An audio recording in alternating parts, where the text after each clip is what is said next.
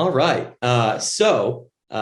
Welcome back to another episode of Scions of the Southland podcast. Today, I am Jake, your host, without Akshay, who is unable to be with us. But fortunately, we are joined by the esteemed Mr. Clayton Trutor in honor of his new book, Loserville. And I'll let him do the rest of his introducing, but we'll be talking to him, getting a sense for his book, and you'll soon find out why it is very relevant to our audience here at From the Rumble Seat.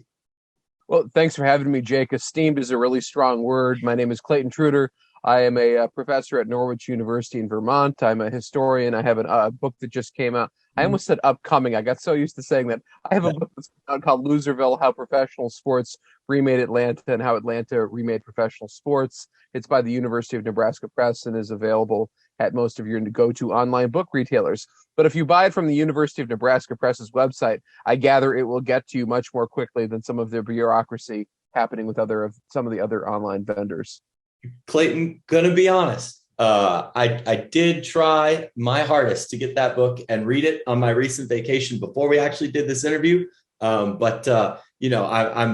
very much looking forward to it. I think it's been on my radar really since whenever you first started putting it out there. Definitely been something I've been looking forward to get to for a long time.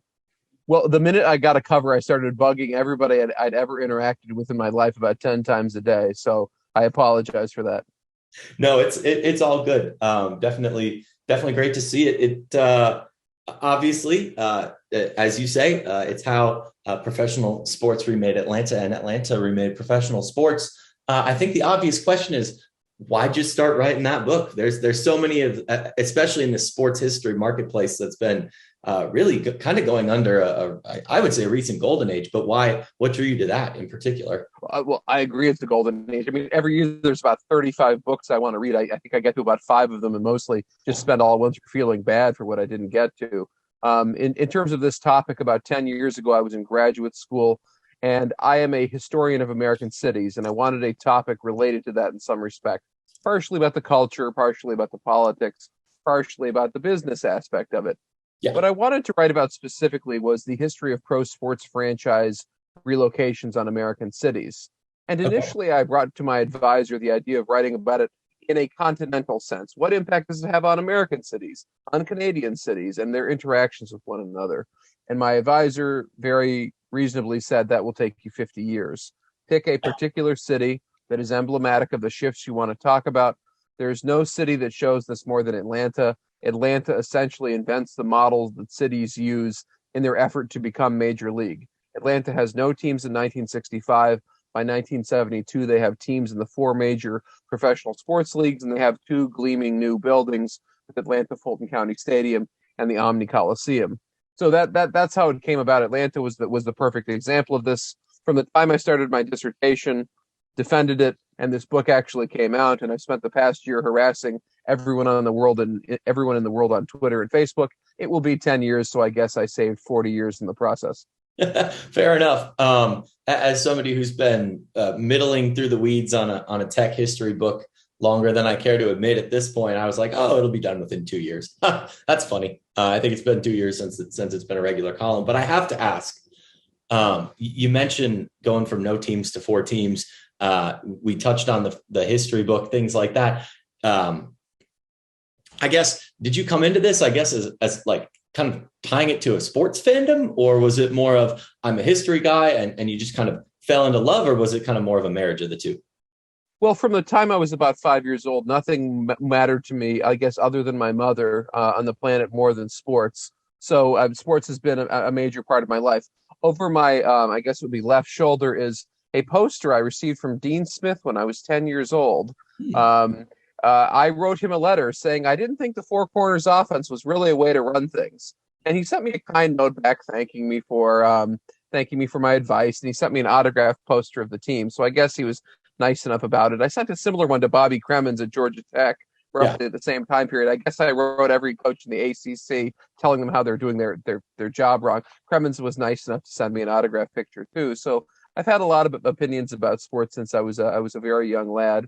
And I eventually combined my interest in sports with my interest in history, particularly urban history. Nice. I'm a Chicago guy myself, so definitely first got into history via being a sports fan and being a Chicago guy. So I feel that on some level. But you've alluded to the writing all the ACC coaches thing.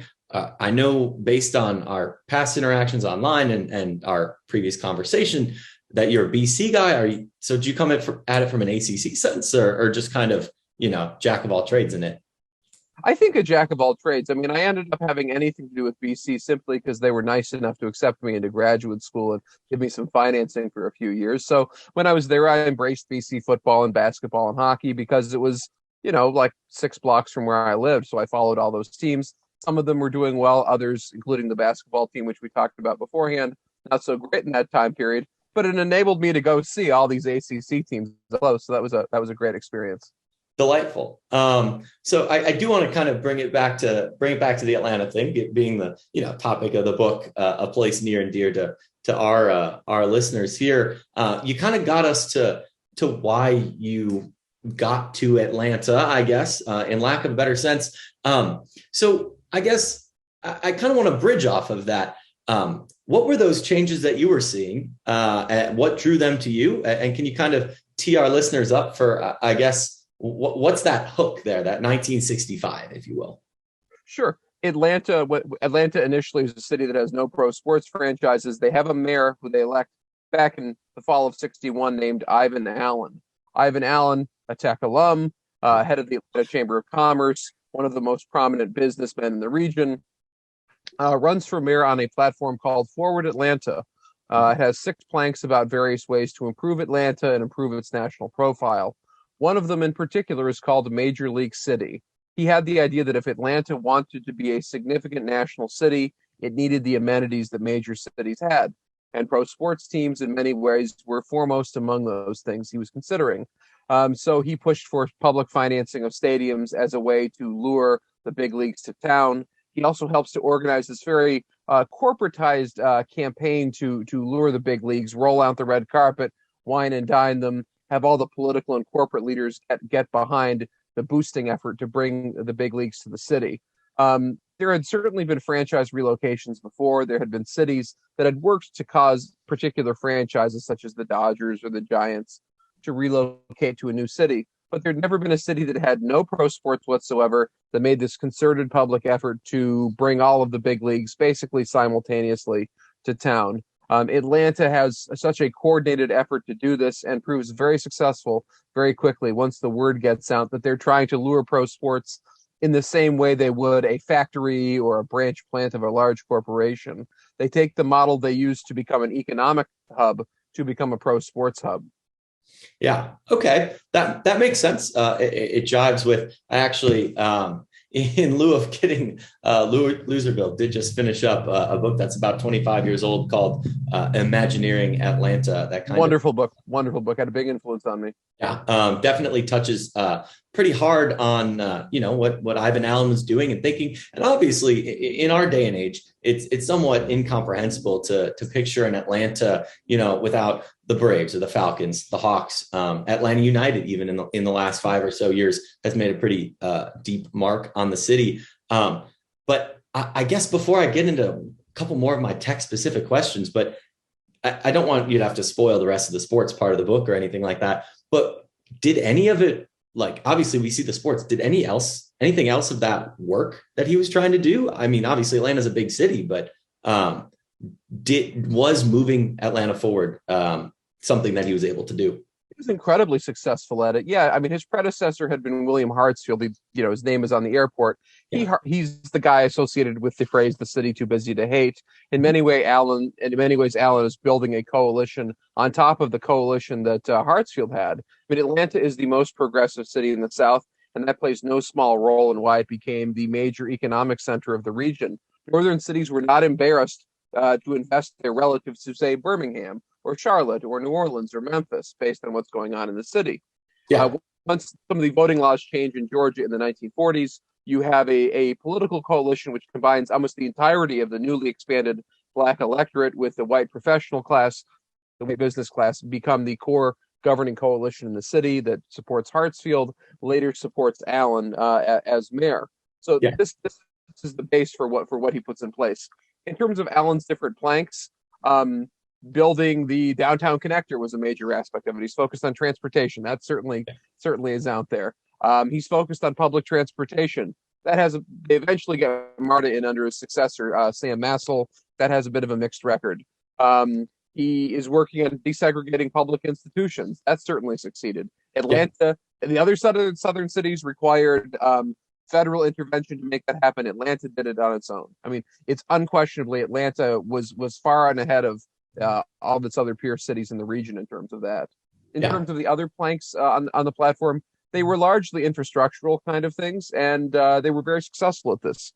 Atlanta is also working on more broadly trying to lure more investment into the city, something Atlanta had really been very good at since the 1890s. I don't know a city that was better at self-promotion, hyping itself than Atlanta was early from that time, even from the days of Henry Grady in the 1890s onward. Ivan Allen's father, Ivan Allen Sr., who started the family business back in the 1920s, ran a separate Forward Atlanta campaign aimed at luring investors from around the country to Atlanta to enjoy its business-friendly climate. In many ways, his son is building off what the father had done in an earlier generation. So I would say Ivan Allen was incredibly successful in most respects as a mayor, including in this big league sense. Part of the story of the book, though, is about how it proves tougher to build durable support for these teams and also for them to succeed on the field than initially anticipated. I don't really blame Allen or the city leadership for this. Nobody had really tried this before. They were completely pioneers as an expansion city. If you look at San Diego or Houston or Phoenix or Jacksonville or Charlotte, they completely modeled their approach to becoming major league after what Atlanta did in the 1960s. Atlanta went out there, they grabbed for the brass ring, and they succeeded at this. It didn't necessarily turn out as expected, at least initially, but I think it's hard not to admire their bravado and sense of self-motivation. Yeah, I think that last point, I could branch off basically anywhere in that and ask a bevy of questions. But at least speaking from my own experience, right? I mean, everyone who's tuning into this can probably relate to this on some level of being a sports fan, growing up with that. But like, I'm a transplant to Atlanta. Seems like a lot of people I know in Atlanta. Even a generation or two generations in front of me were at some point or even still consider themselves to be generally transplants to the city. I personally will never give up the Cubs. And I guess it's hard for the Braves to then, granted, I do love going to games in general, but it's hard to market to someone like that, right? Like I'm going to go to a Hawks game when the Bulls are in town. Like that's just who I am. And it's going to be limited in that sense too. Yeah, that was a major problem. And the transplant thing, I think, works in two different ways. There's the aspect of having northern transplants from Chicago or Detroit or New York or Philly or wherever who retain loyalties to their teams from their original hometowns. That's an issue. I think a second issue that was a little bit more, I guess, silent was the degree to which southern transplants end up in Atlanta. It's the economic hub of the region, and people, whether it's college football, whether it's other activities, retain the loyalties to those particular areas as much as they did people from who came from the north to Atlanta. So that's a major issue with the sporting culture in Atlanta historically too. I think people either retain these loyalties or they view the teams less as some local institution that you should be automatically loyal to, and view them more as a consumer product, as any other consumer product, as any other way to spend your limited discretionary income and your limited amount of free time on. Yeah. In terms of Atlanta locals historically, I think a problem was just because there are all of a sudden teams with Atlanta across your chest doesn't mean that this will automatically become the focus of your free time. Obviously, college football with Georgia Tech and really Georgia. One aspect of the story I think people underestimate is Georgia's football program. Really, it's the '60s when they begin to become in any way a peer of Georgia Tech. I mean, Georgia Tech is really the in many ways the original college football program in terms of having the pageantry of Saturday. I mean, there is such a theater around Georgia Tech football from the early 20th century onward. It's a remarkable thing that it is the centerpiece of the fall social calendar for much of the educated class in Atlanta, and it certainly remains that to a great extent. But it's something that begins at the very early 20th century. I mean, it's like along with like the Piedmont Driving Club and all these other aspects of the city's culture that go back. I mean, if you look at the city's elite, it's a bunch of Tech alums historically in this time. I mean, it's not just Allen; it's all the guys surrounding him too are largely Tech guys. There's a few, a handful of Emory people, but it's mostly Tech grads who are in this position. So yeah, I mean, and it's not just college football, stock car racing, boating, golfing, professional wrestling had a wildly popular fan base in Atlanta. They frequently outdrew the Hawks playing a mile away at the Omni in this time period. So people didn't simply give up on what interested them just because there were Atlanta teams. Yeah. And again, another one of those questions. I could go 8 different ways from that. Obviously, you touched on one of the things I think we touch on a lot here in terms of our podcast when we talk about some of these bigger forces driving Tech in particular. That Tech, is in the center of that. They're building expansions to the stadium to, let more of those people in. There are people who covet these season tickets that can't get any of them. And I think, especially if you're going to chart the divergence, kind of in a Tech sense and in an Atlanta sense, it's almost poetic that the decision to leave the SEC lines up with being 2 years before the Braves and the Falcons come to town, with those being the primary fall competitors, at least in my opinion. Without question, actually, Bobby Dodd, when there was talk of the big leagues coming to Atlanta, he was much more concerned about the Braves than he was the Falcons. He was basically like, the Falcons, that'll be the third football day of the weekend. Friday night, there's us. Sunday will be an after effect. The problem is, for 10 months of the year, the Braves will be in the sporting section all the time. They will steal coverage, or the year-long coverage there is of us in the sporting section. I mean, in terms of the sporting section for the Atlanta papers, it's tough to overestimate the degree to which college football even then was the centerpiece of it. There was a time when the Journal and Constitution had a fall beat writer for every SEC and ACC program.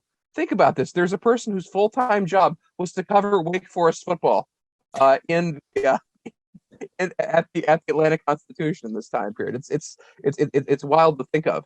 In the 1960s, if you had somebody in your family died who had Tech season tickets, don't mention that they were a Tech alum in the obituaries, because all of a sudden people are going to be calling you up saying, "You got some tickets?" You're grieving, and you got all these phone calls. I mean, it's tough to overestimate what a big deal that was, and that's certainly something the Falcons weren't experiencing when they got to town.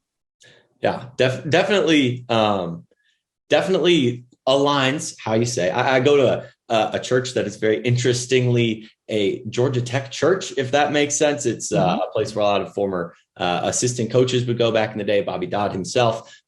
So getting to talk to some of them about those experiences, it's something maybe you don't really appreciate if you're a current Tech student or fan. You see that it's still a team that'll sell out a game or two every year, but in terms of being the I guess transcendent phenomenon that it was, in terms of drawing Emory folks, Agnes Scott even sending a lot of students to games, just doesn't that's not really what life's like anymore, right? It was a focal point of Atlanta sports for more than half a century, without question. Yeah. And I think that the move out of the SEC, again, not to write too much of my own commentary. I couldn't agree more. I agree entirely. Yes. Yeah. The trying to go national with it is maybe the right move at the time, or seemed good in the short term, but it's very interesting to see how it's played out longer term from that. One thing I don't want to get too far away from before, I forget to ask it and whatnot, is the concept of the intermigration within the South. You're an urban historian. You said that's one of those things, and it's a phenomenon we saw all over the U.S., people moving from rural areas to the cities. To be quite frank, I don't think that's something that we at the site, Akshay and myself on the podcast, have ever really touched on, right? And I think you can kind of trace some of that. I think it's Tom Cousins and his connections to the SEC in terms of still being really involved with that. Obviously, he was a pro sports owner, so there's some difference there in terms of his investment. But in terms of the average fan, is there anything in particular that you think is worth unboxing more there? Because it's an idea that sounds great to me, but honestly, this is the first time I've ever really thought about that. Well, I think in many ways it ends up being the hub of fandom for almost every SEC team, because you have a big base of fans for every single club.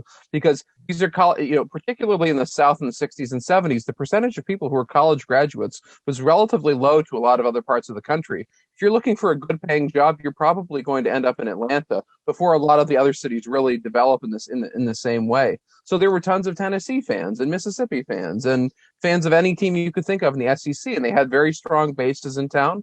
And there were plenty of people who were returning back to the campus where they studied on several fall weekends to go support their teams. So there's always a lot of movement in and out of Atlanta during this time period, and to this day that's the case. I mean, part of the reason is it's such a great transportation hub in many respects.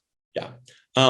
One thing that kind of just clicked into my head as you were talking about that, there's almost a level of irony to that increasing urbanization with Tech. The team of Atlanta in 1960, 1964, 66, whichever year you want to peg to it, saying, hey, we don't need the SEC anymore. Goodbye. And you look at kind of their reality being in the ACC and having, every other year, Pitt is coming to town. Every 6 years, you have BC or Syracuse, UVA every other year. And as you get further south, there's more and more local fans. We see great turnout for UNC, Clemson, FSU. But there's almost a level of irony that, even if you're not having the best year, if you're seeing Tennessee, South Carolina, UGA, Florida, Auburn on your schedule, that's looking a lot different in terms of filling the stadium, if that's your main concern there. Very much so. I view the current ACC as a bit of an abomination. I don't think it really made sense for BC and Syracuse and those types to go there. First of all, it gutted the Big East basketball conference, which I think breaks my heart to even think of. And I think college sports is so wrapped around tradition and the gutting of these local rivalries to create these polyglot conferences of teams that really have nothing in common with each other may have worked financially, but I think in the long run has made everybody weaker as a result. And I think in some ways contributes to the dominance of the SEC. You have such a core of these handful of teams that are so powerful every single year that it makes it difficult for these other leagues, I guess, to build around a certain set of contenders, it seems, because they don't play each other regularly enough. I mean, it's very, when BC came down and played at Georgia Tech this year, I mean, it was a pretty empty stadium, is my recollection of watching. I didn't go, but watching on television, it was, I think it's unfortunate for both teams. I mean, it would have been much better if BC was playing UConn that weekend, and if Georgia Tech was playing a team that was nearby to them as well. I think in terms of, building regional appeal. Yeah, you're talking to a born and bred, not only DePaul basketball fan. My mom did go there in addition to Indiana, but a Missouri Valley basketball guy, and it is something that I think about not infrequently, obviously with the Tech connection and thinking about, Tech before late 80s had played Tennessee probably 36 times more than UGA had ever played them. And now you see that as something that registers on the conscience as being a major rivalry, right? And that just shows how the last 30 years have shifted, but also something where you get into things like basketball, baseball, these more hyper regionalized concepts in college where, Creighton's not playing Northern Iowa. That's a bummer, frankly, or, obviously as a Bradley guy, my dad's a Bradley guy, you see, you lack things there. And even as time goes on, it doesn't seem like that is ceasing. Obviously we see the same thing in terms of Texas and Oklahoma leaving their traditional rivals as well. I mean, just from the basketball sense, the gutting of both the ACC tournament and the Big East tournament into something that's not quite either of them is, I find it very difficult to watch. It's like a game show. I never know exactly who gets to be in what little sub bracket, and they have to beat somebody to play somebody else. I mean, it used to be pretty clear how the whole thing worked. It was 3-4 days. Worked out pretty nicely, but now it's every year I feel like I have to go look at how the bracket works to figure out who's going to play whom, and I guess whom BC will lose to in the opening round. But I feel that on a deep spiritual level right there. But and that's ironic to say considering we won it last year. But that's probably the topic of a whole different podcast episode there. But in terms of other concepts. I do want to make sure I get in Akshay's two questions. But if just in terms of other changes, obviously we talked about the SEC and that departure and how, obviously the sociological changes that have come with that as well. But if there were just any other changes, tech specific or not, that occurred to affect Georgia Tech and why they may have hit hard or maybe fallen flat, if so. Well, I would say the story of Tech is very much the undercurrent of this whole book because it's one of the major institutions in the city and I guess gives a source of continuity to everything that's going on. I mean, the story of pro sports in Atlanta, in many ways, Tech's relationship to it ends up shaping a lot of things. Like when the NFL initially comes to town, they're like, let's play at Grant Field. Georgia Tech says, no way. We're Georgia Tech. Stay away from either your crummy pro football that people have only started caring about like 2 years ago when Johnny Unitas had an overtime victory against the Giants. And we are the centerpiece of football. Leave us alone. So Tech just pushed pro football aside as much as possible and felt no reason to stay connected to it and really played a significant role in keeping pro football out of town for several years, just their aloofness toward it. In terms of the NBA coming to town, it's largely the result of Georgia Tech. I mean, Georgia Tech agreed to allow the Hawks to play at Alexander Memorial Coliseum for 4 years in advance of the building of the Omni. It largely has to do with Carl Sanders, the former governor, was one of the owners, prospective owners of the new Hawks franchise, along with Tom Cousins. He's more there. I guess I would say Sanders was more there in a titular fashion. He was kind of a prominent figurehead in the city. And because Tech relied to some extent on state money to function, Sanders was looking to run again for governor. I guess Tech figured it was a better thing to do to let them play there than to anger Sanders, who looked like the obvious choice to become governor again. It certainly didn't happen. It ends up being when Jimmy Carter becomes the governor. But he was such a prominent and powerful man, still a fairly young political leader, that the Tech leadership agrees to allow the NBA to play there. It proves a difficult situation. There's a lack of parking for the arena, and there was proved to be a lack of interest in pro basketball in the early years in the city as well. So it was a very tough situation playing there, but at least it provided a springboard to the NBA for the city of Atlanta. Yeah, definitely could go on another hour-long dealio about state funding and the plays of politics in there. So that definitely jives with some past preconceptions. Also, lots of Pepper Rogers. He's such a fascinating character during his tenure coaching the team. Lots of Pepper Rogers content there that even if the team didn't become exactly a powerhouse again, he was certainly interesting and brought a lot of people back into Tech football after several rough years in the late 60s and early 70s. And I think it actually proves to be an issue that the Falcons face. His show, the Pepper Rogers Show, was so popular on local television. There'd be times it was playing on Sunday afternoon against the Falcons, and the Falcons would be a little concerned about how well his show was drawing, in part because he'd been out in LA and got to know a lot of celebrities and would bring on Burt Reynolds and Sally Field and people like that onto his show. It got like 10 times better rating than the Falcons' weekly television show showing their clips. So that's not only because of Tech support, but also because he was such a character too. That sounds almost like what people hoped the Jeff Collins experience would become in terms of the magnet personality, brand, I guess, draw. Well, he certainly likes branding. I mean, yeah, he does. There's it. We'll let that one lie. I think. Sure, of course. Yes. There's you've got to see how it plays out on the field another year. At least that's what I tell myself. Absolutely. I feel exactly the same way. But I do admire his sense of swagger and self-promotion, though. I think that's an important thing, especially in 2022 for a football program. But it's only if the product was a little better. Let's hope for next year. But yeah, for sure. The one thing I was going to follow up to that was kind of on the tip of my tongue, but I think I can kind of sum it up with, it sounds like Georgia Tech, in terms of the decisions that they made in respect to these pro franchises and the attitudes that they had at the time.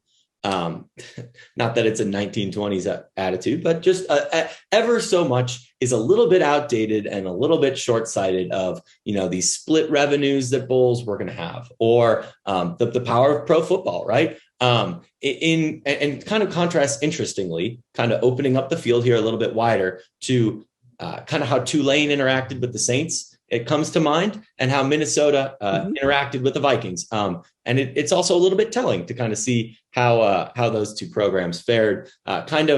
Obviously, Minnesota's still a Big Ten team, but with them being second fiddle in the Metrodome for 30, 40 years to the Vikings, as well as Tulane in a similar boat, kind of leaving the SEC and going all in with the Saints in terms of the Superdome. I think it's a very tough situation for a lot of schools to think forward the impact of their relationship to pro sports on them. I mean, certainly this is the case with Georgia Tech, that you look back and say, why would they have done some of these things?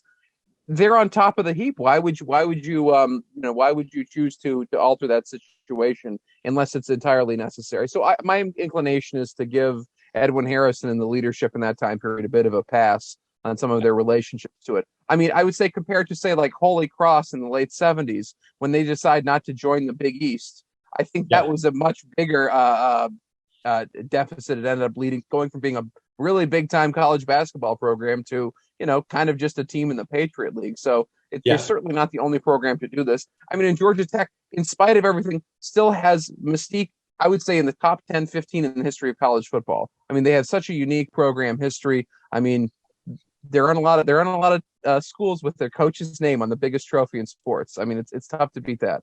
Well, the one thing that we kind of hang our hat on, or is kind of like a trope or a meme of our podcast, is the best player gets the Heisman, right? The best coach gets the Dodd. The best athletic director gets the Homer Rice Award.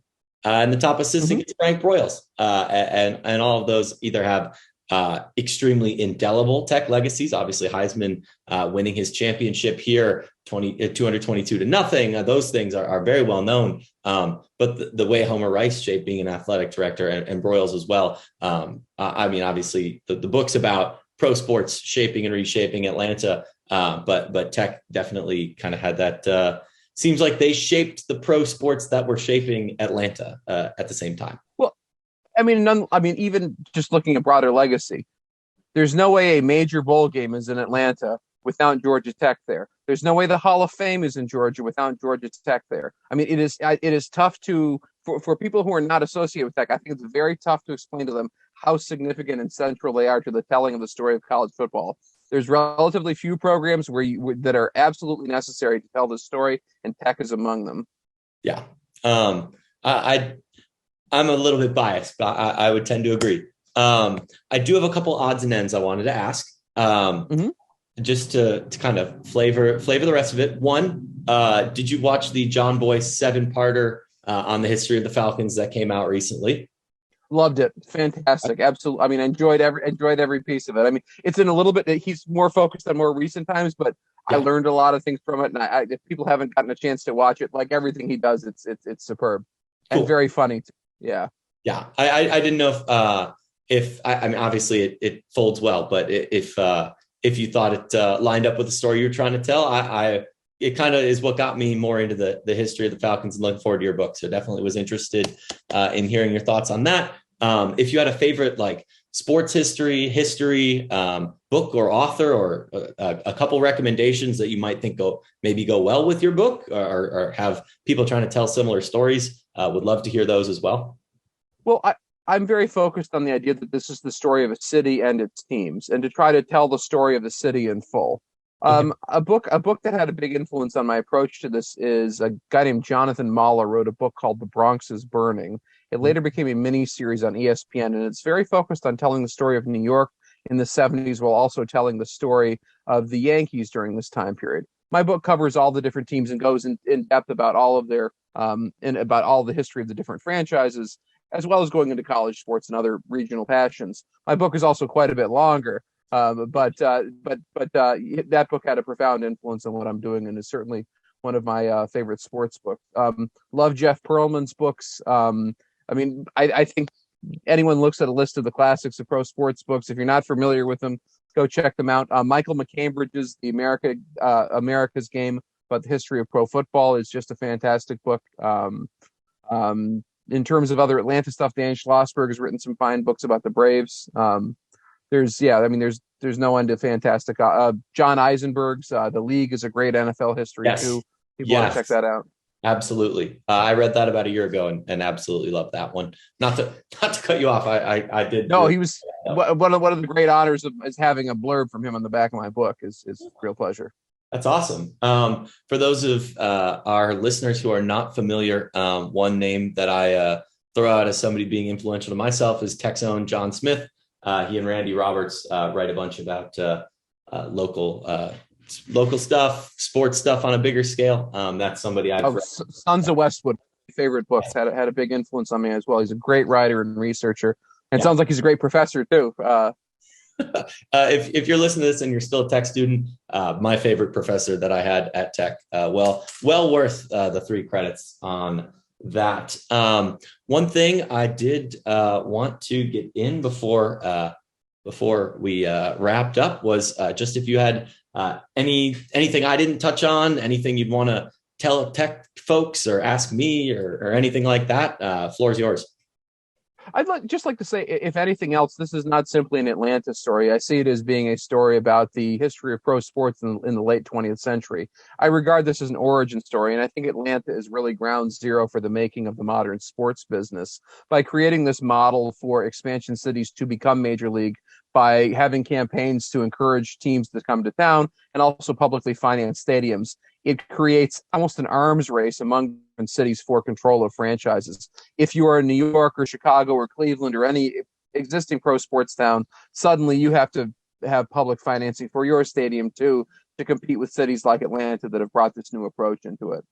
Yeah, very fair. That's always great to think about. Again, the book, Loserville, it's out. Go buy it. Go read it. We will be doing some sort of review once I get the chance. It was great to have you though, Clayton. Look forward to seeing what else you'll be up to. And you're always welcome back here, especially if you want to talk history on Science of the Southland. Oh, I'd love to at any time. Thanks, Jake, for so much for having me on. Yeah, no problem. Thanks.